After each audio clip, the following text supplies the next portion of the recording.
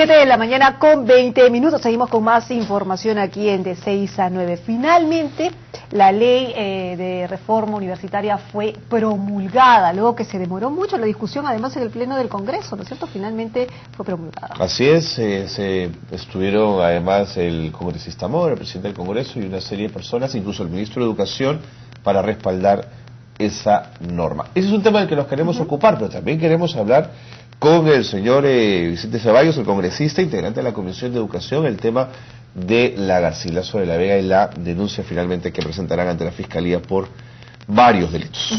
¿Qué tal? Muy buenos días. Bienvenido, Carlos, gracias por estar con nosotros. ¿Qué tal? Bien.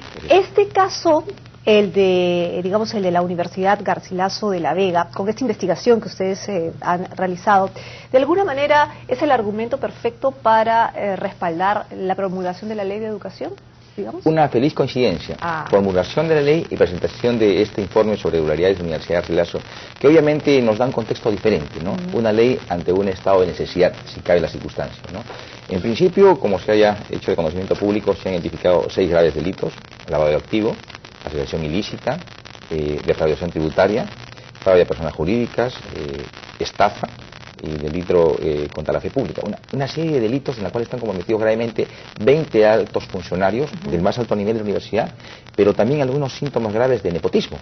Está el hijo, está la hija, está la esposa, es un circuito cerrado y vicioso. Y el monto del ilícito, señor Ceballos, 350 millones de soles. Sí. Y acá caben varias preguntas, Carlos. ¿Qué pasó con la SUNAT? ¿Dónde anduvo? Porque la SUNAT tenía que estar auditando. Nunca estuvo.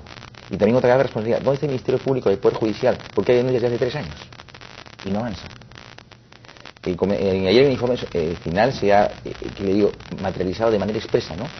Es quizás el rector o uno de los rectores de más alta remuneración en el mundo, casi $7 millones anuales. ¿Y dónde está la ANR también, no? Obviamente la ANR ha sido parte de esta especie de comparsa o de círculo cerrado y vicioso que se da en determinadas universidades. Por suerte no podemos generalizarlas, ¿de acuerdo? Son hechos aislados, pero que obviamente permiten darle un diagnóstico de lo que es la realidad a nivel país del sistema universitario, algunos vicios que hemos encontrado. Ahora, para entender, parece que hay un cogollo, un grupo en torno a Cervantes Liñán de 22 personas, ¿no es cierto? Y parece que el tema del dinero llega a estas manos a través del pago de haberes, porque además Cervantes Liñán es el único que tiene el poder de elegir quién trabaja y quién no, de nombrar gerente general o no, por lo tanto tiene esa capacidad de decir cuánto gana quién. Entonces SUNAT lo que hace es fiscalizar individuos, probablemente, y en la medida en que estas personas han ido pagando sus impuestos, la SUNAT no habría evidenciado más delito. Digamos, me pongo de abogado del diablo. ¿Esa es una explicación? Es el esquema. Pero el tema es mucho más profundo, ¿no? No es meramente limitarse a las declaraciones juradas que pueda o no proponer un contribuyente. No, tiene que irse más allá. Y más cuando se trata de una entidad como la Universidad Garcilaso, que manejaba importantes recursos. Al primer tema, se trata del señor Cervantes, que asume más o menos el 2005 lo que es el rectorado, modifica la estructura orgánica, modifica los documentos de gestión. Así es. Se dan instrumentos que le permiten ejercitar una especie de autoritarismo, él decide. Luego se dota de un circuito cerrado de alrededor de 22 personas y en base a ese esquema es que prácticamente dispone unilateralmente un manejo a criterio discrecional de él de los recursos. Muy bien. Él puede haber, desde el 2005, el señor Liñán puede haber efectivamente hecho una reforma al interior y ser autoritario dentro de lo que es su gestión, pero fuera tiene que haber alguien que fiscalice esa gestión, digámoslo así. O sea, para entender por qué la SUNAT no ha intervenido durante tanto tiempo. Estamos hablando desde el 2005, estamos en el 2014. ¿Por qué nadie se dio cuenta que había una irregularidad? ¿O es que todos lo sabían? ¿No es cierto? Y se hicieron de la vista gorda. ¿O es que ya tienen a los funcionarios, ¿no es cierto?, que dejaban pasar el tema? Acá hay 2 responsables institucionales, uno la SUNAT, pero otro fundamentalmente la ANR. Y yo le comento, Contraloría quiso auditar a la ANR y no pudo hacerlo. Y eleva un informe y nos dice, modifiquen la ley, porque quien preside la ANR es un rector en ejercicio. Y la ley universitaria establece que los rectores son a dedicación exclusiva. Entonces, en estos momentos el señor Velázquez es rector. ¿Y cómo es a su vez presidente de la ANR? Entonces, quien realmente maneja la ANR es el secretario ejecutivo. Por ahí una primera debilidad, si cabe, en el manejo, en la labor de fiscalización. Lo segundo, ¿cuál es la labor de la ANR? Coordinar, ¿Quién fiscaliza? ¿Quién controla? ¿Quién audita? ¿Quién supervisa? No había nadie. Pero congresista Ceballos, al interior de una universidad hay decanos, que en el caso de la Garcilaso son múltiples por la cantidad de facultades que tiene. Hay jefes de departamentos, es decir, hay una serie de personas que ejercen autocontrol dentro de la propia universidad. Está el consejo, los consejos de facultad, las asambleas universitarias, hay mecanismos de control. ¿Por qué aquí no funcionaron? ¿Por qué 22 personas pueden cooptar una universidad de esta manera? Entiendo yo que asumieron algún nivel de liderazgo internamente. Y acá hay 3 responsabilidades internas. Primero, de entre esas 22 personas se identificaron actores protagonistas. No todos los decanos, algunos decanos. Aquí está gravemente involucrado, por ejemplo, el decano de la Facultad de Derecho. Lo segundo, los estudiantes. Los estudiantes que eran parte de los estamentos, llámese asamblea universitaria, consejo universitario, recibían dietas, les pagaban. O si no, en cierta forma, eran bonificados con no pago de pensiones. O sea, cooptaron todos los niveles de control. Y lo más grave, un tema que yo estoy investigando de manera particular, muy ajeno al informe, ¿no? La actuación de la policía. Hay un coronel de nombre Leoncio Mejía, que desde el 2005-2006 es el jefe de seguridad. Y obviamente contrataba una media de 100 policías que prestaban seguridad a toda la universidad, en toda su infraestructura. A ellos les descontaban casi el 50% de la remuneración mensual. Les descontaron. En beneficio personal. ¿Por qué? ¿Y no dijeron nunca nada? Y lo más grave, cuando surgen las primeras denuncias periodísticas de estos malos manejos, sobre todo por policías que denuncian esto, ¿qué hacen? Constituyen empresas de seguridad privadas y con familiares directos de este señor. O sea, mira a qué extremos hemos llegado. Y todo con la venia del rector, porque las denuncias llegaron a él y nunca actuó. Ahora, hace una semana atrás había una denuncia periodística del asesinato de una secretaria directa del señor Cervantes. Sí. Esto no es nada extraño, resultaría que tenga algún nivel de información o conocimiento de estas irregularidades. Y es por eso que debe ahondarse o reactivarse la investigación sobre este homicidio.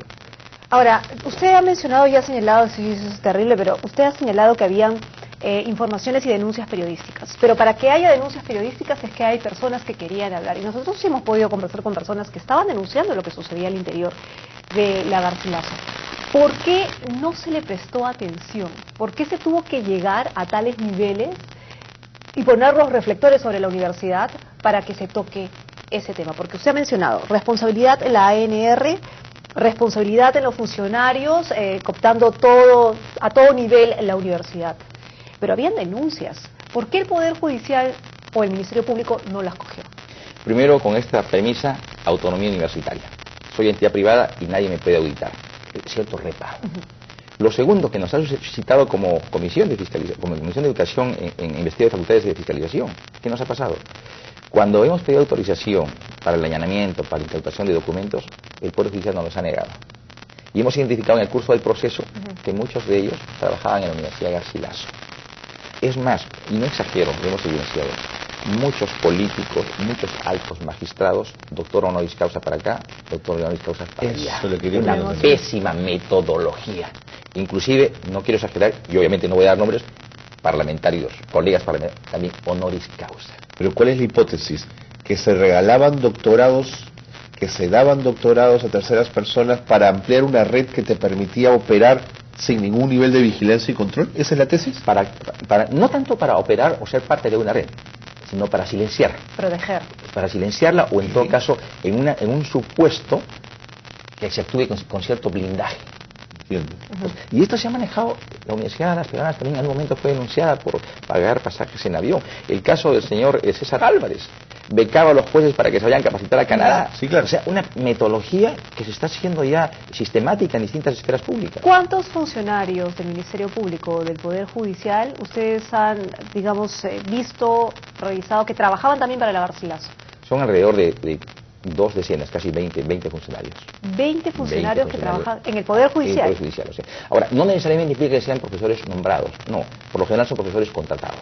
Y obviamente reciben una importante remuneración ajena pues a su remuneración funcional que tienen como magistrados o fiscales. Pero un profesor contratado en la Universidad Garcilaso de la Vega no debería tener un pago, o podría tener un pago entre 50 y 70 soles, un poco le doy precio de mercado, ¿no es cierto? ¿Cuánto ganaban estos profesores? Aproximadamente bordeaban entre los 5.000 y 6.000 soles. Bueno. ¿Justificar o sí? Miren, en esa lógica de que es universidad privada, obviamente oferta y la demanda, se tiene que tener los más competitivos, y cuando tú pagues una remuneración más elevada se supone que es más competitivo, ¿no? Esa es la lógica. Pero lo cierto es que detrás de esto hubo una especie de, ¿qué le digo?, comparsa, si cabe el término, cómo jalarlo al sistema y que en una circunstancia crítica simplemente nos ayude a fortalecerlo. Es decir, el sistema no te permite registrar que hay irregularidades en tus ingresos, como, digamos, estamos hablando de estos funcionarios o de estos maestros que tienen una declaración jurada y Carlos dice que en el mercado, ¿cuántos son? 50, 70 soles. 50, 70 soles, un buen profesor, digamos. Para pregrado, dices. Y digamos, un profesor gana 5.000, entre 5.000 y 7.000 soles, no tiene sentido. Algo raro debe pasar, alguien se algo por demasiado sentido común. Y un hecho adicional. No, pero digamos en el sistema te reviso, ¿no? ¿Por qué estás ganando tanto? Y algo adicional. Nosotros hicimos una operación en matemática, ¿no? ¿Cuántos alumnos tienes? ¿Cuál es la media de pensión? Y más o menos queríamos cuantificar cuánto es el ingreso mensual. Mire, a la fecha no tenemos a ciencia cierta con claridad cuántos alumnos tiene la Garcilaso. Viene el vicerrector administrativo, 30.000 estudiantes. Viene el señor rector, señor Cervantes, dice, tenemos 40.000. Se va a un medio y dice, tenemos 50.000. Pedimos información a la ANR, no la da o no la tiene. Esa es la forma como se trabaja. Hay una carencia de información, pero a propósito. Justamente para no tener las cosas en claro. Y obviamente ante la ausencia de una institución o un ente que puede estar auditando o fiscalizando este tipo de movimientos. Ahora, es muy fácil detectarlo también, señor Ceballos, porque si el funcionario del Poder Judicial que dicta en la Garcilaso Derecho Penal 1, y Derecho Penal 1 tiene, vamos a poner, 6 horas a la semana, y es un profesor parcial, no es un profesor contratado de tiempo completo, porque también trabaja en el Poder Judicial, ¿no es cierto?, uno puede sacar su rango de cuánto va a ganar al mes para tener boletas de 5 o 6.000 soles. O sea, sí es una forma de cooptación y de tener controles. Exactamente. Es impresionante. Es impresionante. Es una especie de una telaraña, que le digo, preparada, sistematizada para ir copando espacios. Pero parece ser que así funciona todo. Es la misma telaraña que estamos viendo en el caso Orellana, estamos viendo la misma telaraña que hemos visto en el caso de la Centralita, la misma telaraña que estamos viendo. Y acá hay una pregunta que no la acabé de contestar. A ver. ¿Dónde estuvo el Estado? Y el Estado somos todos. El Estado es Parlamento. El Estado es Ministerio de Educación. El Estado es SUNAT. El Estado es Ministerio Público, Poder Judicial. Me sorprende que los estudiantes hayan dejado cooptar, eso claro. Es increíble. Y si usted me permite, ¿no? En el fondo, la misma metodología que operó en ANCAS, opera en el caso Orellana, opera en el caso Garcilaso. La misma metodología. Mismo, ¿no? Y obviamente la renuencia o una omisión irresponsable del Estado. Ahora, ¿y por qué ahora denuncias caso Orellana se está materializando formalmente con denuncia del Poder Judicial? El caso ANCAS, el caso Garcilaso. ¿Por qué? Porque obviamente había una reacción. Creo que aquí en esto el caso ANCAS ha sido sintomático, porque ha sido reaccionar al Estado y especialmente a sus instituciones. Ahora, el futuro, ¿cómo evitamos esto? Acaba de hacer la ley universitaria. Pero esta ley va, digamos, ¿va a evitar eso? El presidente ha dicho que no. El tema de la calidad, por Yo tengo la esperanza de que sí. Caso contrario, debemos dejar las cosas como están. Y un primer reparo que me permito respetuosamente a ustedes, ¿no? Hay mucha objeción a la nueva ley universitaria. Perfecto. Supongamos que no se hubiera promulgado, no se hubiera dado. Sencillamente dejar las cosas como están, no hacer nada. Y ojo, teniendo pleno conocimiento de lo que venía aconteciendo, no en todas, por suerte, ¿no? Pero graves irregularidades en las universidades, en el manejo administrativo, pero con una incidencia mucho más grave en lo que es la calidad educativa. Seguro. Estamos engañando a nosotros. O sea, ¿Cree usted que la ANR es cómplice de todo esto? Totalmente convencido. No solo la ANR, sino CONAFO. Tengo SUNAT, Ministerio Público, Poder Judicial. Todo, pero exclusivamente en el tema de la calidad educativa, la ANR y lo que es CONAFO. Y mire, le cuento algo anecdótico quizás, ¿no? Este proyecto le dice 2 años discutiendo, no es cierto. Hace 15 años que se viene discutiendo en el Parlamento. Y hemos revisado ante archivos y nunca se aprobó una ley universitaria. Sí. Los antecedentes. Pero por otro lado, la ANR impulsó el proyecto. Sí, es necesaria una ley universitaria. Pero cuando se empezó a trabajar el tema de la superintendencia, en la posibilidad que se sustituya... No, aquí no. Yo leí un domingo 25 pronunciamientos públicos de diversas universidades en contra de la ley. Significa recursos. Seguro. ¿Qué está pasando, obviamente, no? Bueno, pero la ANR está empapelando el tema de la ley. Seguramente, ¿no? Pero creo que el Estado y el país en general tienen que empezar a entender con mucha prudencia y responsabilidad el significado de una ley como la que acaba de ser promulgada. Y el informe y las denuncias que va a hacer la comisión respecto al caso Garcilaso de la Vega, ¿van a tener asidero? Porque si está diciendo que hay contactos en el Poder Judicial, si hay contactos en el Ministerio Público que siempre han obstaculizado estas investigaciones, digamos... ¿Hay confianza de que esto vaya a llegar a...? Mire, ayer cuando se le dio cuenta el presidente de la Comisión, Daniel Mora, a las conclusiones y recomendaciones, las recomendaciones se quedaban en 3 aspectos. Poner en conocimiento al Ministerio Público y tal. ¿Qué poner en conocimiento? te informé, es suficiente. Por eso las recomendaciones, personalmente me atreví a decirle, oiga señor, ¿qué le traslada a SUNAT? Para que de forma inmediata haga una fiscalización tributaria. Seguro. Oiga, sea la ANR y a partir de mañana seguramente lo que es la superintendencia, démosles una responsabilidad, que construya una comisión, pero con autoridad, que puede inmiscuirse en lo que es la labor de fiscalización y especialmente de lo que es supervisión de la calidad educativa. Démosles cuenta a la Policía Nacional para que investigue estas irregularidades en las cuales están inmersos algunos elementos oficiales que están generando estas distorsiones de lo que es el mejor uso de las fuerzas públicas. Tenemos que dar tareas.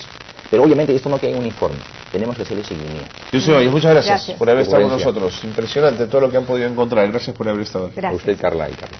Vicente Ceballos, integrante de la Comisión de Educación, contándonos el caso ya en detalle de la Universidad Garcilaso de la Vega con 6 delitos y más de 20 funcionarios involucrados. Es impresionante. Impresionante porque además organización estatal donde hay alguien que asume esta responsabilidad o este liderazgo se rodea de gente capaz de tumbarse instituciones enteras y de cooptarlas. Bueno, es un caso muy similar a lo sucedido en Ancash y en el caso Orellana, solo que en una universidad. Ojo ahí, Vamos y volvemos. Volvemos.